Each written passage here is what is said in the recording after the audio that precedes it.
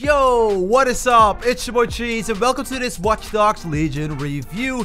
In this video, I will be going through a little bit of the story, the open world content, side missions, and everything you need to know about Watch Dogs Legion.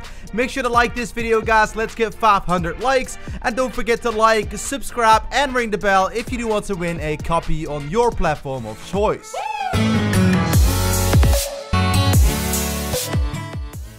This video was a whole lot of work to make, and it includes everything you need to know about Watch Dogs Legion in the open world, and also spoiler-free content of the story itself. I want to thank you guys all so much for supporting my Watch Dogs Legion videos, and thanks Ubisoft for giving me the game early. I really appreciate it. There is someone behind the bombings in London, and the hackers group DedSec is getting all the attention because they are the famous hackers group, and the government hired a security company which is called Albion to keep the city safe. You have to recruit as much members of DedSec as you possibly can, each obviously with their abilities, and you have to fight against the regime to take back London. The game itself has really good storytelling in the cutscenes as well as in the gameplay itself, and also the game is full of hacking and solving puzzles.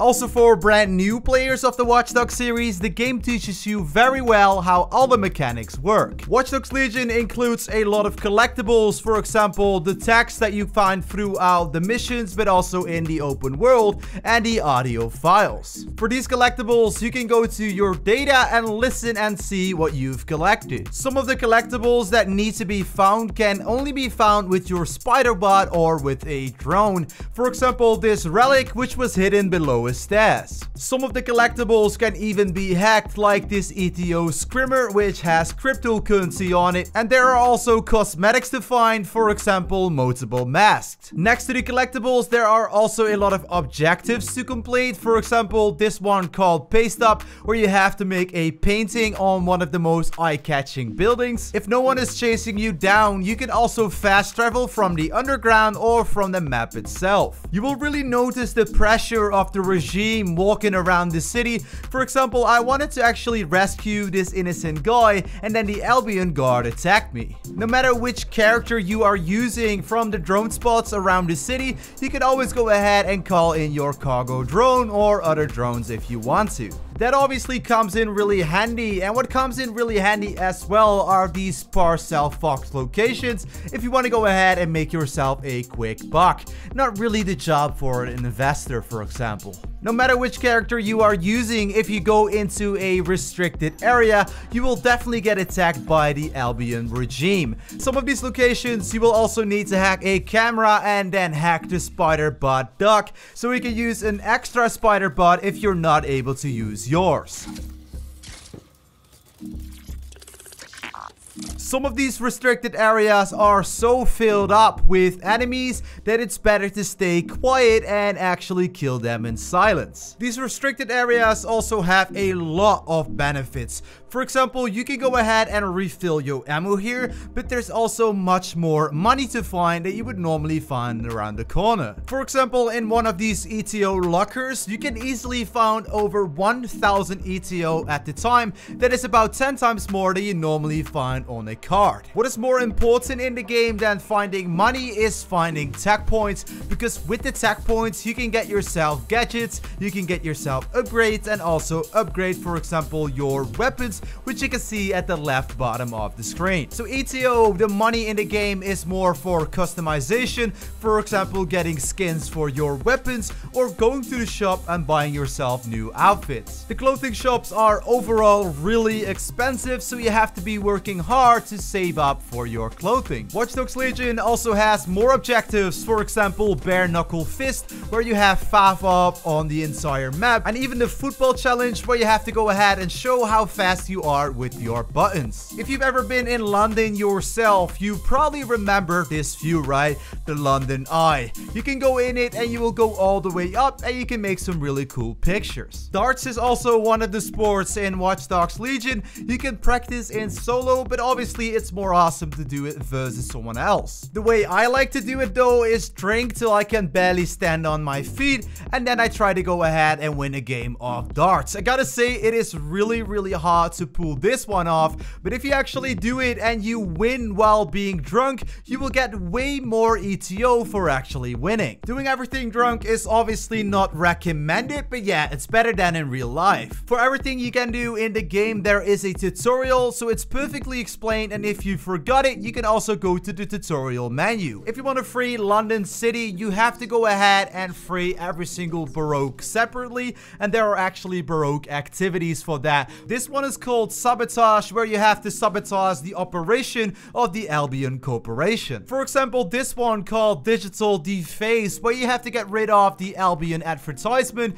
and literally make it disappear. But you can of course start your own propaganda as well in one of the most busy streets of London. There's also activities like collecting all the evidence in one specific Baroque and also hacking the CTOS hub. Some of these restricted areas are really hard to get into, while others are easily accessible using a cargo drone. For every single objective, activity, or Baroque mission, you will have to bring in some thought to get the job done. I personally found the Baroque missions one of the most challenging and interesting missions in the game, especially the VIP assassination. For every single Baroque, there are activities that we just completed, and we also get a mission for those Baroques as well. And in those missions, we are officially freeing the Baroque. So these missions are actually a lot of fun and are completely different from the missions in the main story. These missions include a lot of drone flying, racing, and a whole lot more, which you will discover playing the game yourself. So after completing all the activities as well as the Baroque missions,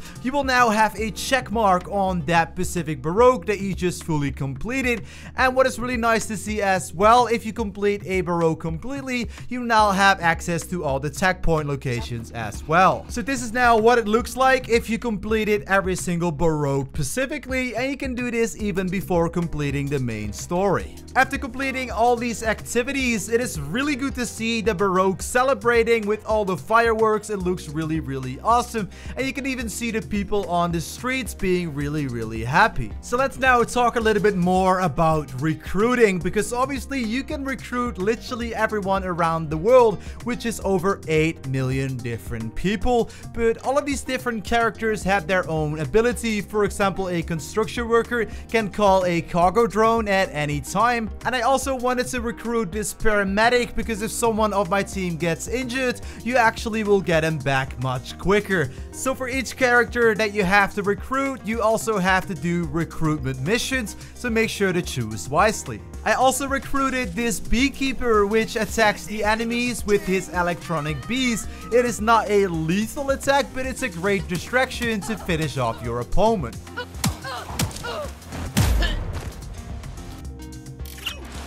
Let's go, goons! It's a lot of fun to actually mess around with all the characters that you recruit. For example, this lady could actually ask for some allies to take out other enemies. It's not only about abilities, because some of the characters even have fully automatic rifles, Desert Eagles, and a lot of awesome other weapons. This character, for example, could also roll backwards by pressing double X, while all of the other characters couldn't do that. Then you can of course combine all these abilities, weapons, and mechanics with the gadgets that you already purchased by collecting all the tech points. So what is different for all the characters as well are the finishers, and with some of them you can even make money. I, for example, recruited a living statue, and when he was doing his pose, he actually got free money, and also you will get money for beatboxing and using different instruments. In the main story of the game, there are also some characters that you have to recruit in order to complete the story. You can only operate one character at the time, but you can always see where your other characters are at. So this is what it looks like when you first start off the game. You can choose for campaign or the online mode, and you're also able to upload your save to the cloud. So there's a lot to buy in the store, but there are two free items. One of them is the ATO boost, as well as Marcus Holloway's jacket. Overall, the game is packed with a lot of fun stuff. For example, I found this Easter egg on top of a church. The game also includes a really advanced photo mode, which is easy to use and also also the photos are easy to save and upload, and obviously you can do the missions any way you want to. For example, I just took out that VIP really easily from my cargo drone. Make sure to take advantage of your hacking skills to get on top of buildings with your cargo drone, and then pick up the tech points to eventually upgrade your gadgets and upgrades. Watch Dogs Legion is just a whole lot of fun to mess around in, jump off cargo drones, for example, into the water. I love the puzzles that we saw in the earlier Watch Dogs games as well, and in this game they also completely nailed it. I really like the eye for detail. For example, you can have auto drive on in cars, so you don't have to drive yourself after setting a waypoint, and just the way they recreated London. So the things I didn't really like in Watch Dogs Legion is probably the objectives in the main story.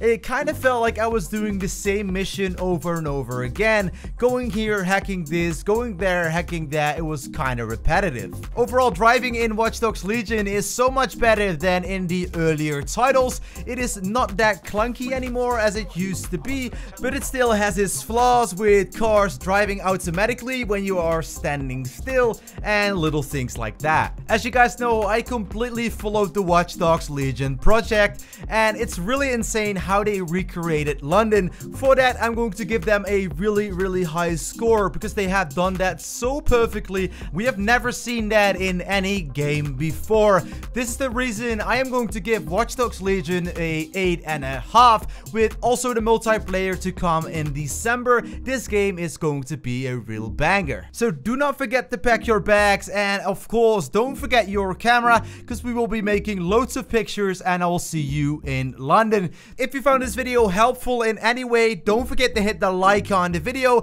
Let me know in the comments what you guys think of Watch Dogs Legion, and this has been your boy Cheese. I am out. Peace.